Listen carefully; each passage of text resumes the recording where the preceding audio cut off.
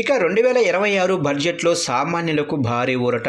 ఇక భారీగా తగ్గనున్న వీటి ధరలు అంటూ అప్డేట్ అయితే రావడం జరిగిందండి. ఇక వీటి ధరలు తగ్గుతున్నాయి ఏంటి అనేది క్లారిటీగా తెలుసుకుందామండి. వీడియో పూర్తి వరకు చూడండి ఫ్రెండ్స్, అప్పుడే మనకి పూర్తి సమాచారం అయితే తెలుస్తుంది.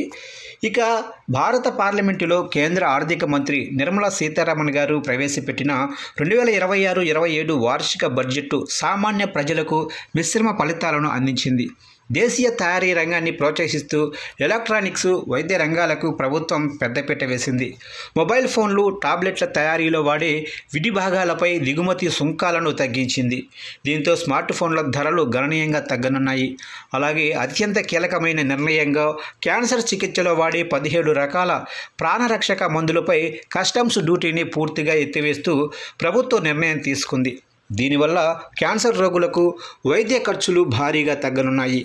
ఇక మరోవైపు పర్యావరణ హిత రవాణాను ప్రోత్సహించేందుకు ఎలక్ట్రిక్ వాహనాల బ్యాటరీల తయారీలో ఉపయోగించే లిథియం వంటి ఖనిజాలపై పన్నులు తగ్గించారు. దీంతో ఈవీ కార్లు, స్కూటర్ల ధరలు తగ్గనున్నాయి. అలాగే సోలార్ ప్యానెల్స్, వెండి, తోలు వస్తువులు, విదేశీ టూర్ ప్యాకేజీలు చౌకగా మారనున్నాయి.